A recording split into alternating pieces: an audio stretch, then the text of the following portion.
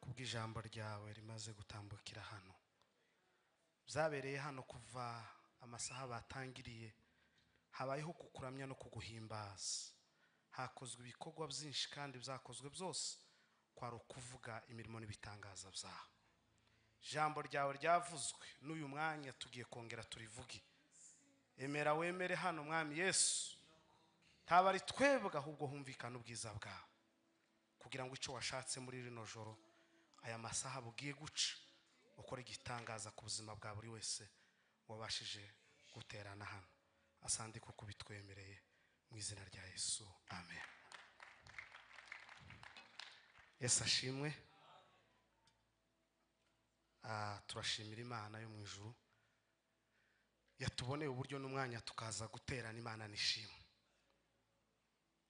Turongera dushimire kandi itorero Foursquare, dushimira umubyeyi Bishop ndetse na timu ya bene data yateguye igiterane kuduheza uno mwanya. Ushize umwaka ushize baragikoze kandi nabwo batugira icizere baduheza umwanya, tubiheza agaciro. Imana yo mu ijuru ibaheza umugisha.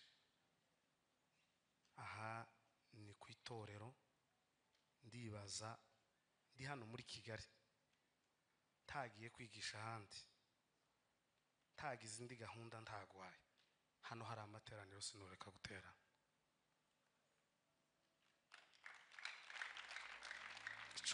Ico gose ndi umukristo wa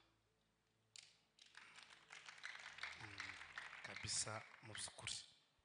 Rero hano iyo tuhageze twumva twisanzuye kuko ni mu rugo, ni ku itorero. No Bishop ibintu yavuze ko ari nje yavuzeho ndagira gute ko ndama numva ko umutima wawe ugiraga no ushobora kwigisha ntabyina. Arahwera.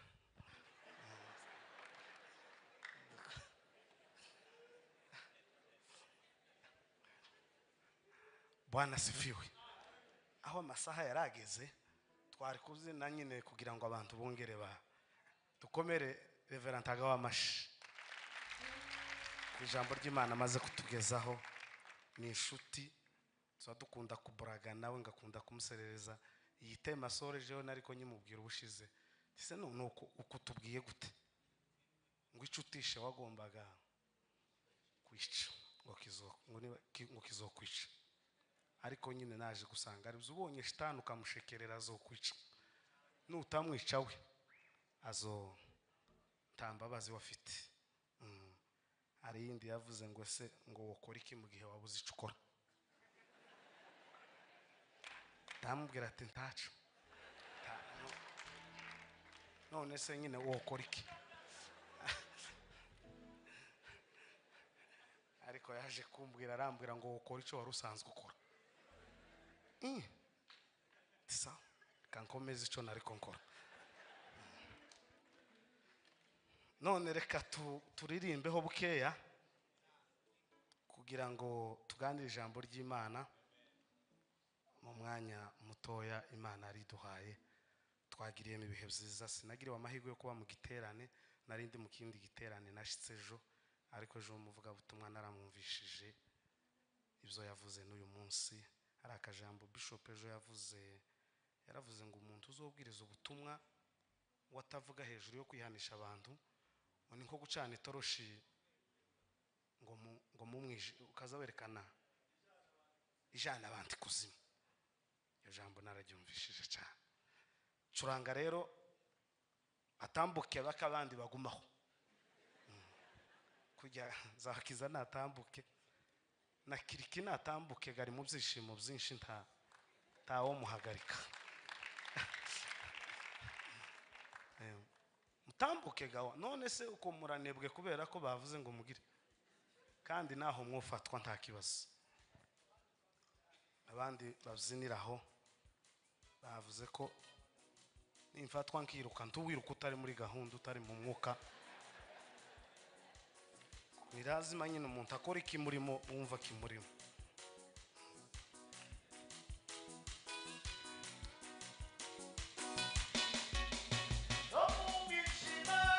abantu b'iwacu Nairobi nabonye mutambuke sina